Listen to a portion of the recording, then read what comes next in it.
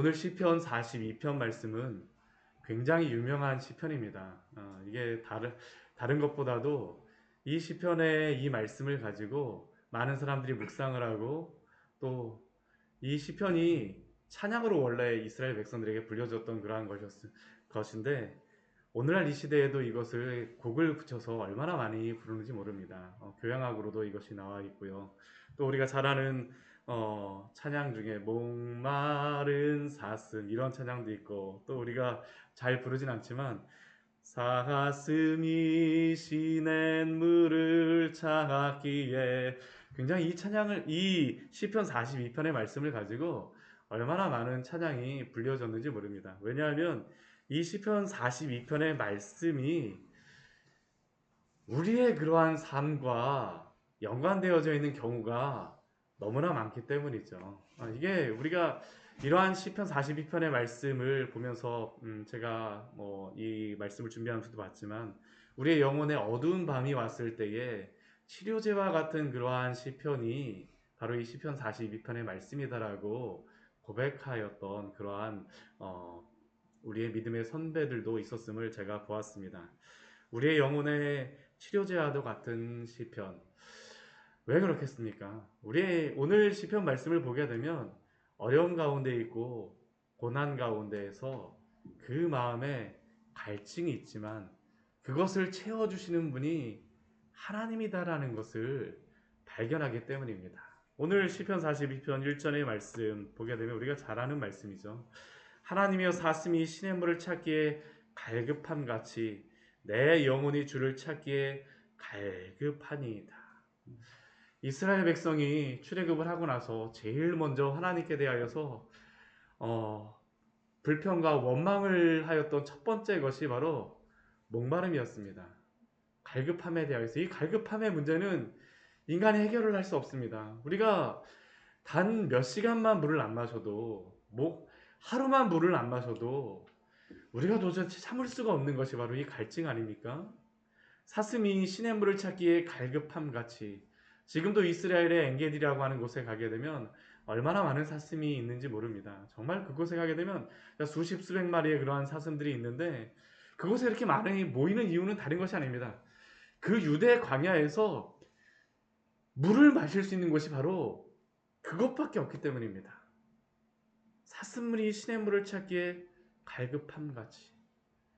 그렇다면 목마른 우리의 영혼은 갈급한 우리의 영혼은 어디에서 이 갈증을 채울 수가 있습니까? 주님으로부터라는 게 바로 이 다윗의 고백, 이 시편 기자의 고백이죠. 내 영혼이 주를 찾기에 갈급하니이다. 육체의 갈급함이 문제가 아니라 영혼의 갈급함 때문에 사슴이 시냇물을 찾아서 모이는 것과 같이 내 영혼이 주님을 향하여서 지금 목마릅니다. 내 영혼이 주를 찾기에 갈급하나이다. 주님이 나의 갈급함을 채워주시옵소서. 왜 이렇게 주님을 찾을 수밖에 없습니까? 영혼이 왜 주님을 찾을 수밖에 없습니까?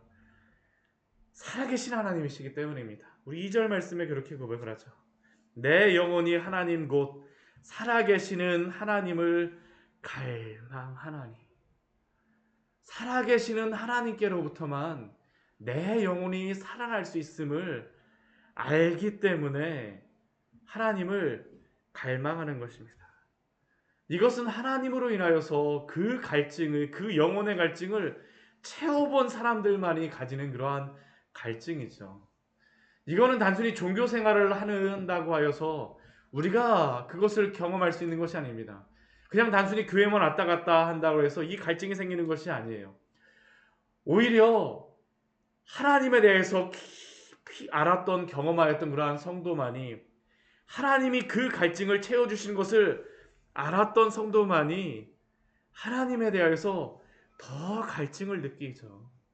그런데 이렇게 갈증이 느낄 때가 언제입니까? 지금 이 오늘 시편에 그 기자가 이렇게 갈망하는 이유가 있습니다. 하나님을 예배할 수 없기 때문입니다. 정말로 너무나도 어려운 상황이죠. 저도 제가 예배할 때 하나님께 대해서 정말 가자마자 눈물이 막 나고 저의 영혼에 대해서 이렇게 갈증을 느끼면서 예배하였던 때가 언제냐면 군대에서 훈련소 때입니다. 정말 그 훈련소 때 정말 하나님을 예배하고 싶고 하나님을 경배하고 싶다라는 그러한 마음이 있는데 이게 우리가 그렇지 않습니까? 할 수 있을 때에는 그것이 귀중한지를 모릅니다. 근데 막상 우리가 그것을 할 수 없을 때 그것이 얼마나 소중한지를 알게 되죠. 오늘 지금 시편의 기자가 그렇습니다. 내가 어느 때에 나아가서 하나님의 얼굴을 배울까? 살아계시는 하나님으로 인하여서 내 영혼이 축여질 수가 있는데 어느 때에 가서 내가 하나님의 얼굴을 배울까? 이게 지금 시편의 기자의 고백입니다. 그에게는 한 가지의 기억이 있어요. 우리 4절 말씀을 보게 되면 이렇게 고백을 하죠. 내가 전에 성의를 지키는 무리와 동행하여 기쁨과 감사의 소리를 내며 그들을 하나님의 집으로 인도하였더니 예전에는 예배를 인도하는 그러한 사람이었습니다. 하나님과 함께 예배하는 것에 대해서 앞에서 하나님을 예배하며 함께 여러 성도들과 함께 기쁨의 찬양을 부르며 하나님께 감사하며 기도하며 하나님의 집에서 하나님의 전에서 교회에서 예배하는 그러한 성도였었는데 지금은 그렇지 못합니다. 어느 때에 나아가서 하나님의 얼굴을 배울까? 저희가 이번 주일 저녁에 주일에 대하여서 예배에 대하여서 나누었었지만 뭐 저희 사모가 잠깐 이야기하고 뭐 여러 하였던 그러한 내용들이 있지만 주일날 예배 못 드리게 되면 다른 것보다도 저녁 때 예배 드리고 뭐 다른 시간을 통하여서 뭐 인터넷을 통해서 예배 드려도 채울 수 없는 그러한 갈망이 있습니다. 우리의 마음에. 그렇죠. 하나님을 제대로 예배하지 못하였다라는 그러한 마음의 그러한 갈망함들. 사실 그러한 갈망이 지금 여기에 있는 것이죠. 이 시인에게는. 지금 이러한 상황은 이스라엘 백성에게는 출애굽하기 전에 애굽의 그러한 상황이었을 것이고 또한 바벨론의 포로로 붙잡혀가 있는 그러한 상황 아니겠습니까? 우리의 영혼 가운데에도 이러한 상황 속에 있을 때에 이전에 하나님을 예배하였던 그 찬양의 그러한 소리가 귓가에 맴돌면서 얼마나 그것이 우리의 마음을 기억나게 하고 그러한 기억들이 오히려 마음을 상하게 하는도다라고 시편의 기자가 고백을 하죠. 그 주변의 사람들은 어떻습니까? 그가 있는 그러한 상황을 우리 3절 말씀에서 이렇게 말합니다. 사람들이 종일 내게 하는 말이 그 주변의 사람들이 와서 종일 말합니다. 내 하나님이 어디 있느뇨? 이게 참 시인에게는 너무나도 큰 아픔입니다. 오늘 시편 말씀에 보면 이 질문을 2번을 받습니다. 주변의 사람들이 너희 하나님이 살아있으면 한마디 증명해봐. 너희 하나님 살아있다면서. 근데 시편의 지금 이 기자의 마음도 어떨까요? 하나님이 계신 곳을 갈망하고 있기 때문에 이 질문을 들으니까 더 하나님을 향한 그 갈망함들, 이 상황 속에서 하나님을 예배하지 못하는 그러한 것이 너무나도 마음이 아프죠. 내 눈물이 주야로 내 음식이 되었도다. 하나님을 예배하지 못하고 그 마음에 갈망함이 있기 때문에 주야로 내 눈물이 주야로 내 음식이 되었도다. 저는 지금 이러한 상황이 이 코로나 때에 있는 그러한 상황이라고 생각을 합니다. 우리가 하나님께 마음껏 예배하지 못하고 마스크를 쓰고 찬양을 하고 우리가 20명 이상 예배할 수 없다라고 이야기하고 많이 모일 수 없게 하는 그러한 상황들 속에서 벌써 어떤 분들은 1년 이상 이렇게 온라인으로 예배드리는 그러한 분들도 있다라고 이야기를 합니다. 중국에서 같이 제가 아는 그러한 친구도 지금 뭐 열어주는 곳도 있는 것 같은데 어디는 벌써 1년 동안 온라인으로밖에 예배를 드리지 못한대. 그러면서 얼마나 이 갈증을 저한테 이야기하는 소리를 들으면서 참 안타까운 마음이 들었습니다. 그런데 저는 이러한 갈망함이 이 코로나 때에 우리 안에서 하나님을 예배하고자 하는 그 열망함들이 더 꽉 차 있지만 그러나 이것이 정말로 하나님을 향한 그 소망함들이 가득히 넘침으로 말미암아 우리의 영혼을 회복되게 하는 그러한 치료제가 되어지기를 소망합니다. 이게 우리에게 필요하죠. 하나님을 예배하고자 하는 그러한 마음들, 하나님을 예배하고자 하는 마음들. 오늘 5절 말씀에 이렇게 그러나 시인은 고백합니다. 우리 5절 말씀 같이 한번 읽어보도록 하겠습니다. 내 영혼아 내가 어찌하여 낙심하며 어찌하여 내 속에서 불안해하는가. 너는 하나님께 소망을 두라. 그가 나타나 도우심으로 말미암아 내가 여전히 찬송하리로다. 비록 그가 이러한 상황 속에서 낙심될 수밖에 없고 불안할 수밖에 없습니다. 그러나 그가 그 스스로에게 질문을 하죠. 무엇이라고 질문합니까? 내 영혼아, 내 영혼아, 너는 어찌하여서 낙심하며 어찌하여서 불안해하는가? 왜 이 질문을 하겠습니까? 낙심하며 불안해하지 않아도 되는 이유가 있기 때문입니다. 왜요? 우리의 소망은 하나님께 있기 때문이죠. 하나님께 있기 때문입니다. 살아계시는 그 하나님께서 비록 이 세상 속에서 우리의 그러한 상황은 낙심하며 불안해할 수밖에 없는 그 상황이지만 그러나 하나님에 대한 그 소망은 다치지 않았다라는 것을 기억하라는 것입니다. 우리가 이것을 기억하였으면 좋겠습니다. 우리의 갈급함이, 우리의 갈망함이 하나님께 소망이 되어지는 그러한 것이 되어지기를 축원합니다. 이것이 우리가 하나님을 붙잡는 것이죠. 사실은 이러한 마음이 있다는 것이 축복입니다. 이러한 상황 속에서도 하나님만을 나의 영혼을 채우는 살아계시는 주님으로 고백하며 하나님만이 나의 소망이라는 것을 고백하며 어찌하여 낙심하는가? 어찌하여 불안해하는가? 너는 하나님께 소망을 두라라고 내 영혼을 향하여서 명령할 수 있는 이것 자체가 하나님이 우리에게 은혜를 베푸시는 놀라운 은혜 아닙니까? 정말로 이게 놀라운 것이죠. 저는 이러한 은혜가 오늘도 우리에게 하나님이 붙잡아 주시는 사람들에게 오늘도 내려주시는 그 은혜입니다. 하나님을 붙잡으십시오. 낙심될 때에 이 말씀을 외치세요. 내 영혼을 향해서 내 영혼아 내가 어찌하여 낙심하는가? 어찌하여 내 속에서 불안해하는가? 너는 하나님께 소망을 두라. 오늘 우리의 기도의 고백이 되어지기를 소원합니다. 축원합니다. 오늘 또 다시 그런데 우리 6절 이후의 말씀에 보게 되면 이러한 시편이 또 다시 반복을 하면 2절이라고 할 수 있습니다. 우리 5절, 우리 11절 말씀을 보게 되면 오늘 5절 말씀과 동일한 그러한 말씀이 반복되고 있죠. 내 영혼아 내가 어찌하여 낙심하며 어찌하여 내 속에서 불안해하는가? 너는 하나님께 소망을 두라. 다시 한번 이렇게 이 후렴의 구를 가지고 다시 한번 찬양합니다. 그런데 왜 이것이 다시 찬양을 해야 될까요? 아직도 낙심 속에 있기 때문입니다. 우리 6절 말씀을 보면 그렇죠. 내 하나님이여 내 영혼이 내 속에서 낙심이 되므로 내 영혼아 내가 어찌하여 낙심하며 어찌하여 내 속에서 불안해하는가? 너는 하나님께 소망을 두라라고 외쳤음에도 불구하고 여전히 그 상황은 변하지 않았어요. 내 영혼이 여전히 낙심 가운데 있습니다. 그러나 그가 이것을 이겨내는 방법이 있습니다. 그것이 무엇입니까? 하나님을 기억하는 것입니다. 다시 한번 하나님을 기억합니다.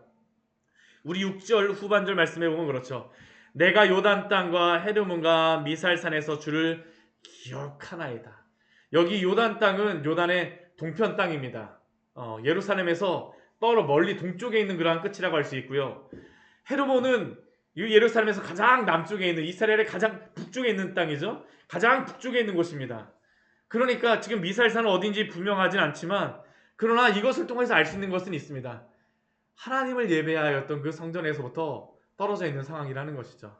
그러나 그 상황에도 불구하고 그는 무엇을 합니까? 하나님을 기억하는 것은 놓치지 않는다는 것이죠. 내 영혼이 낙심이 되므로 주를 기억하나이다. 주님을 기억하십시오. 그의 상황은 지금 또 이렇게 그는 고백합니다. 깊은 바다가 서로 부르며 모든 파도와 물결이 나를 휩쓸었나이다. 기억하는 그 속에서도 지금 요나와 같은 그런 상황이죠. 깊은 바다 속에서 막 파도 치는 것과 같은 그 상황 속에서 모든 파도와 물결이 금방이라도 나를 엄몰할 것과 같은 그 상황. 근데 우리 8절 말씀을 보면 이렇게 고백을 합니다. 낮에는 여호와께서 그의 인자하심을 베푸시고 밤에는 그의 찬송이 내게 있어 생명의 하나님께 기도하리로다. 이러한 깊은 바다 속에서도 모든 파도 속에서도 무엇을 기억하는 것입니까? 낮에 하나님의 인자하심을, 또한 밤에 하나님을 찬송하며 기도할 수 있는 그 상황을 인도하여 주심을 지금 고백하는 겁니다. 근데 9절 말씀을 보면 또 이렇게 말씀을 해요. 오늘 이 6절서부터 우리 10절까지의 말씀을 보게 되면 이게 계속 반복이 됩니다. 우리 9절 말씀 보면 또 이렇습니다. 내 반석이신 하나님께 기도합니다. 기도하면서 인자하심 밤에 찬송하면서 이렇게 또 힘을 받았지만 또 9절 말씀에서 어떻습니까? 어찌하여 나를 잊으셨나이까? 내가 어찌하여 원수의 압제로 말미암아 슬프게 다니나이까? 우리 10절 말씀, 그 주변에 있는 사람들의 대적들의 질문이 있죠. 동일합니다. 앞에서와 같이. 나를 비방하여 늘 내게 말하기를 내 하나님이 어디 있느냐 하도다. 이 말이 지금 내 뼈를 찌르는 칼 같습니다. 너무나도 날카롭게 여겨지는 겁니다. 저는 이 말씀을 보면서 참 이게 제가 여러 책들을 좀 보면서 여기에 대해서 속 시원하게 설명하시는 그러한 그 주석들이 별로 없어요. 책도 별로 없고. 그래서 제가 이걸 보면서 왜 이렇게 시인의 마음이 왔다 갔다 할까 그러면서 제가 고민을 하였었는데, 저도 이 말씀을 보면서 이걸 어떻게 준비를 해야 되나 그랬었는데, 우리의 인생이 그렇지 않습니까? 아침에는 조금 소망이 생기는 것 같은데 점심때 되어지고 나니까 갑자기 우리의 마음을 확 짓누르는 일이 생기고, 조금 기도하면서 마음을 이렇게 붙잡았는데 다시 저녁 때쯤 되니까 누가 와서 이렇게 말 한마디에 우리의 마음을 확 낙심시키는 그러한 상황. 사실 우리의 상황이 이렇죠. 조석지간에 변하는 우리의 마음, 상황이 그렇기 때문입니다. 상황이 그렇기 때문에 우리의 인생이 이렇다라는 것을 시인을 통해서 우리에게 말씀하여 주심이 아닙니까? 그런데 이러한 우리의 인생 가운데에서 다시 한번 시인은 11절 말씀에서 그 영혼을 향하여서 이렇게 말합니다. 우리 11절 말씀 같이 한번 읽어보도록 하겠습니다. 내 영혼아, 내가 어찌하여 낙심하며 어찌하여 내 속에서 불안해하는가? 너는 하나님께 소망을 두라. 나는 그가 나타나 도우심으로 말미암아 내 하나님을 여전히 찬송하리로다. 내 주변의 상황은 계속 변합니다. 흔들리는 것이죠. 흔들리는 상황이죠. 나는 가만히 있으려고 하지만 흔들리는 상황 때문에 나도 흔들리고, 그것에 따라서 내 마음도 조석지간에 변하지만, 그러나 변하지 않는 하나님이 계심을 오늘도 우리에게 말씀하고 있습니다. 내 영혼아, 내가 어찌하여 낙심하며 어찌하여 내 속에서 불안해하는가? 너의 하나님께 소망을 두라. 하나님은 오늘도 살아계셔서 영원히 우리와 함께 하시는 줄 믿습니다. 전능하신 하나님께서 우리를 알고 계시고 도우심으로 말미암아 우리를 붙잡아 주는 줄 믿습니다. 이것을 붙드는 성도만이 하나님의 나타나 도우심을 기대하며 여전히 찬송할 수가 있습니다. 오늘 이 은혜 가운데에서 살아가시는 우리 귀한 성도님들 되시기를 축원합니다. 같이 기도하도록 하겠습니다.